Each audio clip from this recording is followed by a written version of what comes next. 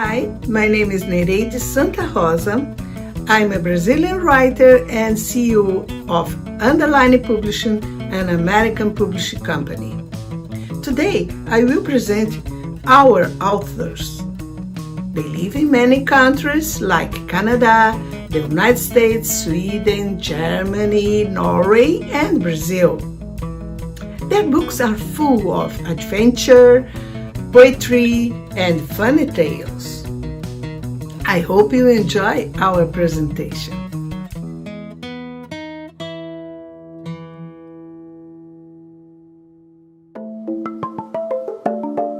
Alice in the Seven Keys by Adriana Pelliano.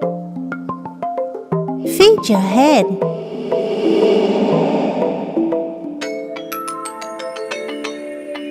Curiouser and curiouser.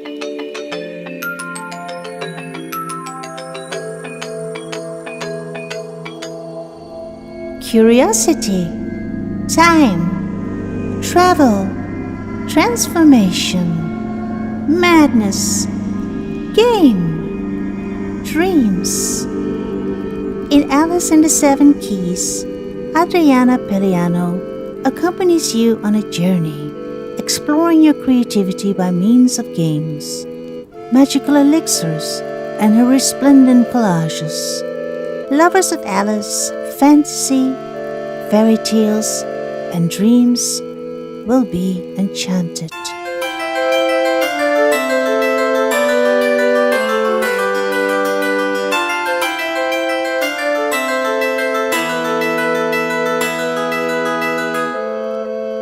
Alice and the Seven Keys by Adriana Pelliano. Hi, my name is Adriana Pelliano. I am a Brazilian visual artist, illustrator, designer, and since the publication of Alice and the Seven Keys by Underline Publishing, also a writer. I wrote, illustrated, and designed this book, and in the words of the White Knight, it's my own invention. Throughout the last few decades, I have been connecting to the adventures of Alice in Wonderland and through the looking glass in different ways. I love this book since I was a child. I have already illustrated both of them twice and also created a Portuguese version of the manuscript of Alice's Adventures Underground. In 2009, with a group of other scholars, artists, and Alice lovers, I founded the Lewis Carroll Society of Brazil. Since then, we have published articles, offered art workshops, lectures, cultural events, and other hallucinations. In the beginning of the pandemic, I entered in the dark cave, as did many people, and decided to find in the Alice books a medicine to produce a more meaningful and creative life. What I imagined could feed new perceptions and experiences after this collective nightmare that we still are living. The book took off from a secret that I carried in my imagination for years, that Alice didn't visit the beautiful garden seen through the little teeny door. The garden of the Queen of Hearts was a totally different one. Well, the 7 keys in this book are available to Alice and you, the reader. They are curiosity, time, travel, transformation, madness, game, and dreams.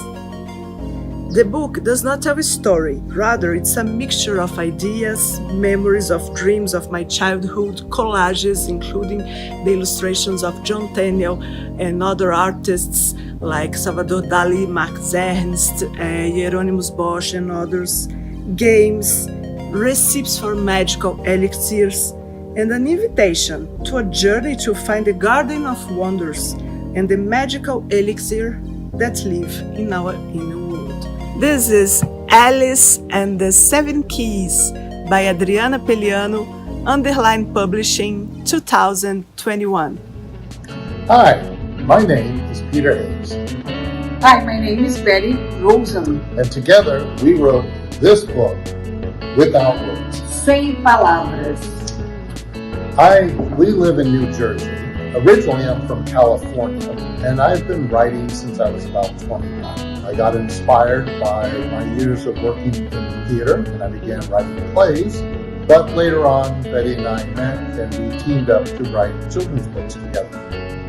Yes, my first book was published in 1982 in Rio de Janeiro because I'm from Rio de Janeiro, and was published poetry. And after I started writing for children, my first book came up in 1984 in Brazil. But now I live in the United States, in Fort Lee, New Jersey, for almost 30 years. Have you ever wondered what it's like to be an immigrant? Maybe you are an immigrant. And if you are an immigrant, or you wondered about what it's like to be an immigrant, have you ever wondered about what it's like to be an immigrant from Brazil? Well, that's what Without Words is about. It is a story of an immigrant, a boy, who immigrates from Brazil to the United States, and he uses his talent for drawing to adapt to life in the United States. And the talent is from a famous illustrator, Daniel Azulay, that just passed away during the pandemic. So this is a tribute to Daniel Azulay. We'd like to read just a little bit from this book.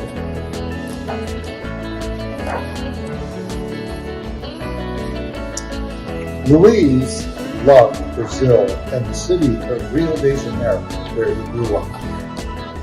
Luiz amava o Brasil e a cidade do Rio de Janeiro, onde havia crescido. He loved riding his bike, children's theater, samba music, and rice and beans for lunch.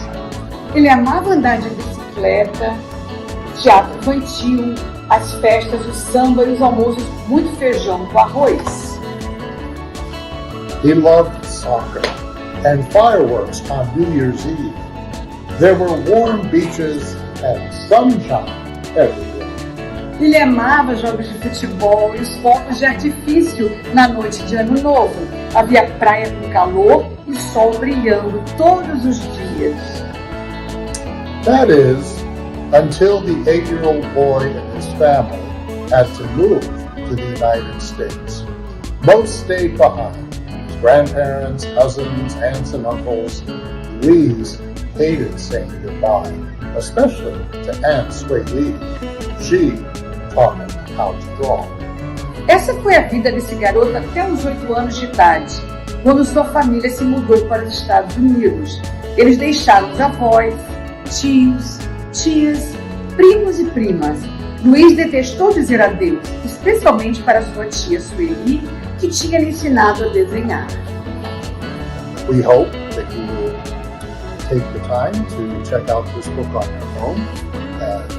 For readers of 5 years old and up, can be older than 5. Thank you for listening. Bye-bye. Bye. Hi everybody, I'm Cissa Ribeiro. I live in São Paulo, Brazil. I'm a children's book author. In 2014, I started writing. I always enjoyed playing with kids. Being among them gives me joy. And in 2014, my dear niece, Luma, was 5 years old, and one of our favorite pastime was to create stories. And one day she laughed a lot, and in that precise moment I asked myself, why not write so that other kids enjoy themselves and have so much fun as we were having? And that's what I did. The Magical Bridge of Clementine is my new book. It was published by Underline Publishing, illustrated by Melissa Lagoa, and translated by Professor John Milton. The story regards to the Clementine's passion for bridges. Clementine is a very imaginative young girl, and whenever she passes a bridge, her imagination flows, and she creates new worlds, and she decides to draw everything that she feels and sees. And also, I would like to read a short piece of the story. To say that Clementine loved bridges would be like trying to observe a grain of sand. She never spent a day without imagining the drawing of a bridge, and she was always dreaming. She never told anyone else about her dreams and stories because everyone was already tired of hearing them, and they thought, what can a young girl see in a bridge? However, bridges were very special for Clementine. Lucky for her. This story was chosen to invite young readers to the world of literature. And I invite you, young reader, to read The Magical Bridges of Clementine. I'm sure you're gonna love it. It's magical. Hi everyone, my name is Cleo Lobato and I am Brazilian and I live in California in the United States. And since 2019, I have been translating and adapting the works of my great-grandfather Monteiro Lobato. He was the founder of Brazilian literature for children, and this is the first story of his first book. In English, The Adventures of Nazarinho, Book 1, because there are many adventures to follow. Let me read you a bit. So let's see here. Here we have Nazarinho, whose name is Lucy, Fish Charming, a prince, and Emilia, her doll. Once, after feeding the tiny fish in the stream, Lucy felt her eyelids droop drowsily. She lay down on the grass with the doll in her arms and watched the clouds up high in the sky, drifting by, forming castles and camels. As she was falling asleep, lulled by the stream's whispering waters, she felt a tickling on her face. She opened her eyes wide. A small fish, all dressed up like a person, was standing on the tip of her nose. Dressed like a person, yeah! He had on a red coat, a small top hat on his head, and was holding an umbrella, so elegant.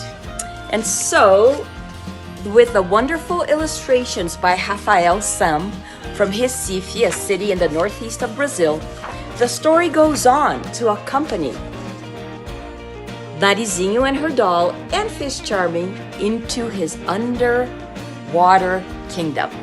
This book is appropriate for children 7 years old to 11, and it brings fantasy into the child's real life. It stimulates creativity, critical thinking, and invite you all, children, teachers, and parents, to try out, take a look at my book. It is wonderful. The illustrations are fantastic. Thank you. Hi everyone, ciao a tutti. My name is George Jimenez and I'm thrilled to be here with you at Bologna Children's Book Fair and share a little bit about myself and my art. I am a poet, troubadour and cordalista and member of the International Academy of Brazilian Literature. I was born in a small city called Itu in the São Paulo state, southeast of Brazil, and I'm currently living in Canada. Art has been part of my life in one way or another, and I started writing poetry a few years ago, back in 2015, when I found out this poetic verve which I've been nurturing ever since. In my pursuit of excellence and delving into the poetry realm, I came across with the cordel literature, which is very popular in the northeast of Brazil, quite disseminated there, and now has been spread out to all the other regions all across the country. So one could say the cordel literature foundation is rhyme, metric, and phrase, and I just fell in love with it. So now this brings to this book I'd like to share with you today, The Secrets of Light. It's a children's book for early age because it deals with themes such as light, colors, the rainbow and things in the nature. To the early teens, preteens can also benefit from that. What is relevant and differentiate from this book, as I mentioned, the whole book, the whole narrative is written in the cordel literature style. It respects its structure and brings to the reader that experience of the cordel, the Brazilian cordel. So the other interesting thing about this book is that it's a bilingual edition, English and Portuguese. So it's the cordel breaking the barrier of the Portuguese language and reaching out the English-speaking audience. And I'm sure you'll benefit and enjoy that. And third, I would like to mention is about the illustrations. All the illustrations done by children, and I'm very happy and blessed that the illustrators were my grandchildren that did that work. Each one of them have at least one piece of art in this book, which makes me very, very happy. So if you allow me, I'd like to read a few verses for you so you can have a taste of the book and of the cordel literature. The Secrets of Light by George Jimenez. Way back then, nothing was seen, for still there was no light. The earth was void and mean, with darkness deeper than night. Not a bug existed there, not a monk or caribou, not a bird, a fish or bear, much less a kangaroo. In one moment God spoke, "Let there be light," and light was made, most sparkling to behold, causing darkness to evade. Thus a brand new day had dawned, with that much more was spawned, everything was illuminated. The light being so very white hides uncounted surprises, a sheer beam that energizes all around, showing its might, quite shocking and quite bright. And I'm stopping here, and I would like to invite you to read the rest and enjoy that. The book can be acquired at any Amazon store all across Europe and UK, North America, Japan, and even Australia. I'd like to thank you very much. Grazie mille. Arrivederci. I hope to see you soon. Hello, my name is Eloisa Sherman. I live in Santa Catarina, Brazil. I'm an author and I have been writing since 1995. This book I wrote to tell my grandchildren aged 8 to 15, my targeted audience, the wonderful stories and adventures I live on my third sailing expedition around the world with my husband, the captain, in our own sailing yacht. It is a fun, multicultural and educational book about tales, adventures, tradition, cultures, and our caring for the oceans in places like Antarctica, Easter Island, China, Japan, Borneo, among others. It was written in partnership with writer Nereide Santa Rosa and published by Underline Publishing. The book's name is Adventures of Foramiga and Capitan. I will read to you the chapter 6, Cleo, the ghost ship. Navigating in Chile, we follow the water paths through channels between mountains. There, in the middle of the mountains and the sea, we were just in company of many penguins, sea lions, and dolphins. Suddenly, we received an unexpected visit, a couple of Andean condors, an incredible bird with more than 3 meters of wingspan from one side to another. It was a quick meeting and a wonderful sight.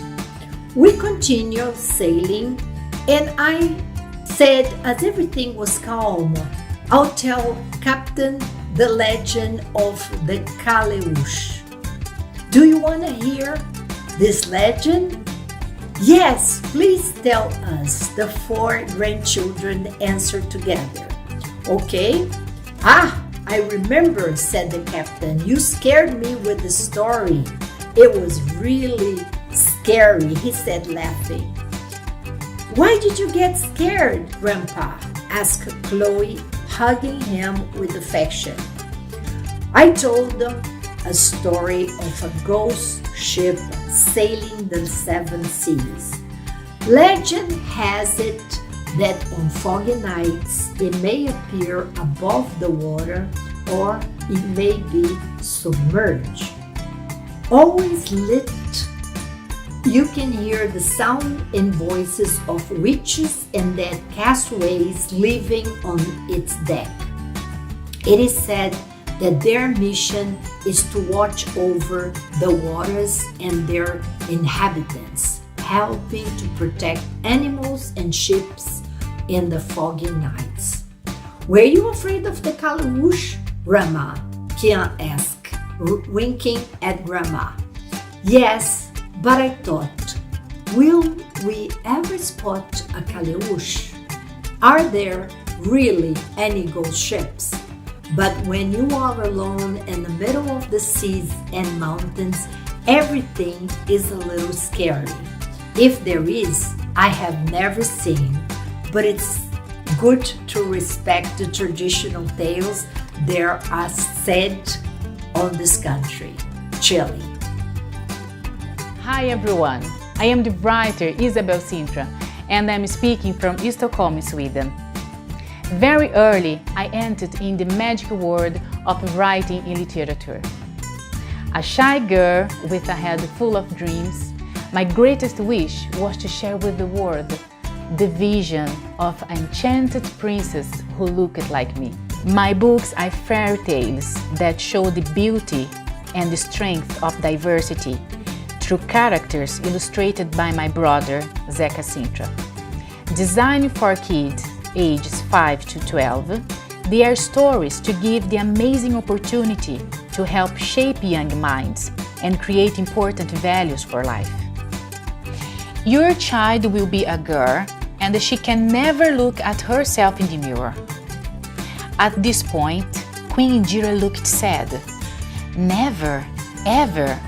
But why? Because every wish has a condition. My time is running out and I must leave you now.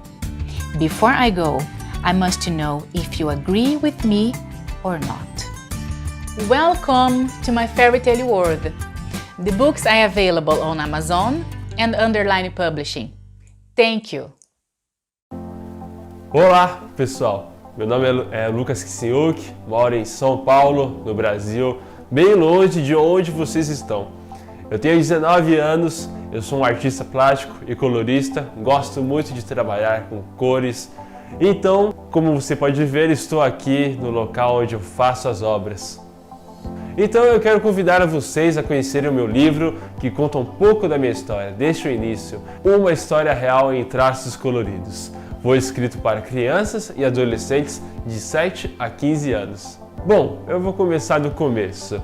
Eu tenho uma honra de dizer que 2 grandes artistas escreveram o prefácio do meu livro. Eduardo Cobra, que muitos conhecem, ele já pintou em 40 países diferentes e é uma inspiração para mim. E também a Cris Campana, que é uma artista incrível com uma carreira de grande sucesso. No livro, eu começo contando um pouco sobre mim, como eu me sentia, porque eu comecei a desenhar. Bem, eu tinha 9 anos e eu sofria bullying por causa da minha forma de interagir e falar. E a arte começou a ser um meu escudo. Na leitura, vocês vão conhecer um grande amigo que me presenteou com um caderno e que me ajudou a superar muitas coisas. Eu sei que todas as pessoas precisam ter amigos, então vocês entendem como a amizade é importante. No capítulo 2 eu conto sobre o meu estilo, porque desde o começo de tudo eu já tinha uma identidade, que são minhas listras e contornos coloridos. Isso fica bem característico desde os meus primeiros desenhos. E com o passar dos anos eu fui aprimorando isso. Conto como foi a minha primeira exposição e como isso foi marcante na minha vida. E eu tinha 12 anos. E o capítulo 3 é como uma hora da verdade, né? Onde eu conto algo muito especial sobre mim. E no capítulo 4 eu falo sobre o significado das obras, sobre as cores. E eu pessoalmente acredito muito que observar uma obra é um ato de reflexão e profundo. E eu realmente gosto disso. O capítulo 5 é dedicado a muitas conquistas nesses anos todos, lugares bacanas, e eu pude estar. Eu sempre gosto de dizer o quanto eu admiro algumas pessoas, e o capítulo 6 é sobre isso. No capítulo 7 eu falo sobre um futuro e deixo uma mensagem para todos os leitores. Um detalhe bem legal é sobre o livro, e é que ele tem uma ordem cronológica das minhas artes. Desde quando eu comecei a pintar e até agora. São 38 ilustrações. Então você pode acompanhar a minha evolução e as fases que eu passei. Eu vou ler aqui um trecho do meu livro. O primeiro parágrafo começa assim: Este sou eu, com 11 anos, um pouco desajeitado, descabelado, destrambelhado, mas também divertido. Dedicado, doce e diferente, no bom sentido. E eu vou ler agora um parágrafo do último capítulo. Uma das minhas obras recebeu o nome Eu Acredito na Arte. Posso explicar o porquê? A arte pode ter uma influência muito profunda e única na vida de qualquer pessoa. Ela pode fazer renascer emoções que estavam escondidas, pode mexer com áreas dentro de você que, se não fosse pela arte, jamais seriam tocadas. A sua alma pode reviver situações diante de uma tela e, ao mesmo tempo, te fazer ir longe, lá para o futuro. E aí, ficou curioso?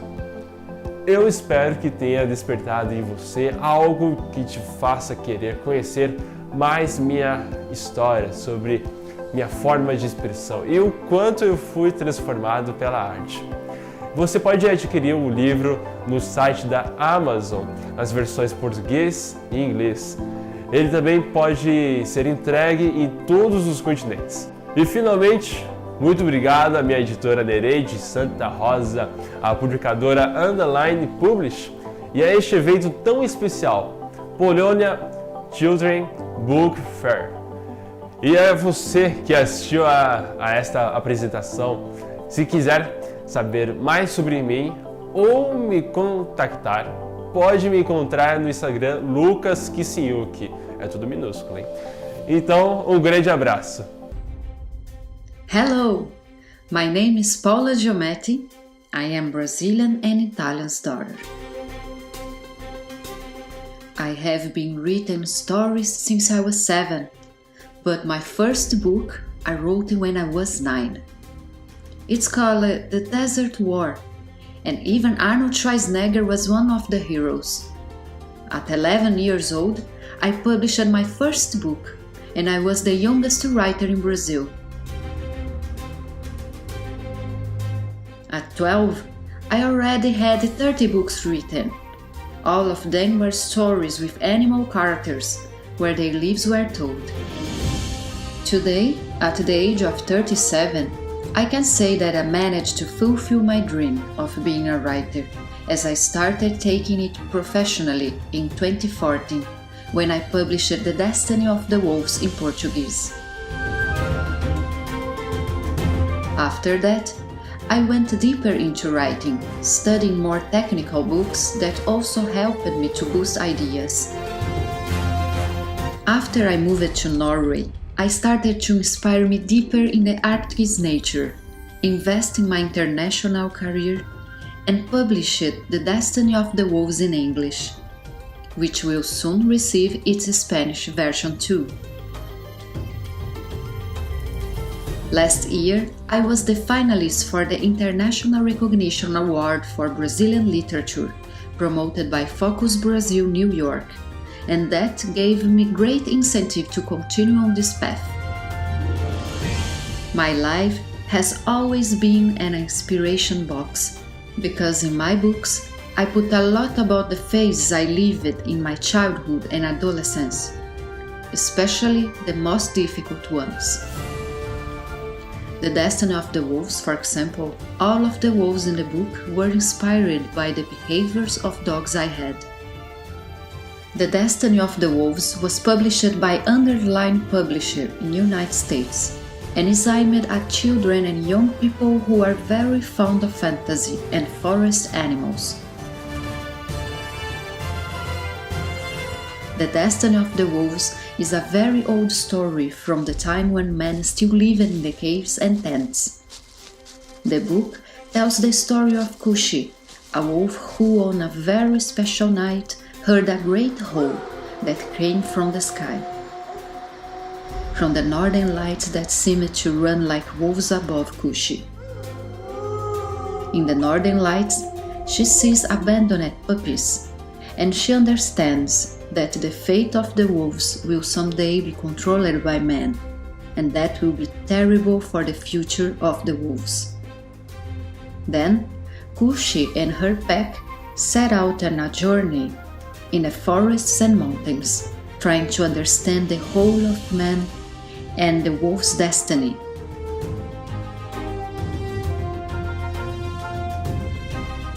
For this, she will count on help of a dangerous grizzly, a very mystical eagle, a wise elk, and 2 characters that the northern lights will bring near Kushi. 2 dogs, one of whom has an owner who treats him very well, and the other has not yet found an owner and lives on the streets. That night, it was not only the full moon that was working its magic on the wolves.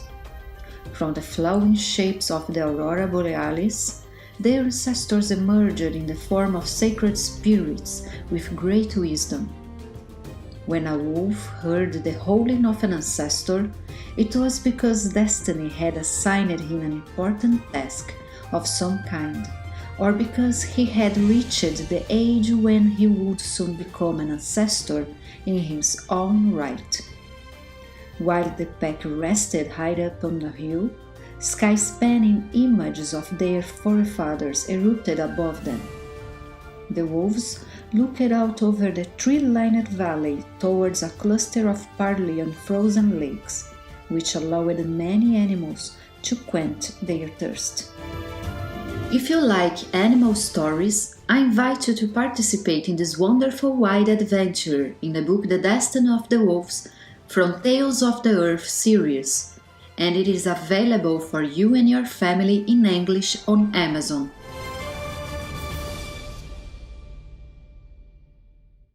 Hello, my name is Renard Acosta. I'm Raph. And we are a writer. We are Brazilian, but we live in the United States. So I wrote my first book about him. And I wrote about her. And my first book named My Little Big Road and talk about autism, about him. I made one about how I wrote one about my mom and how much I love her.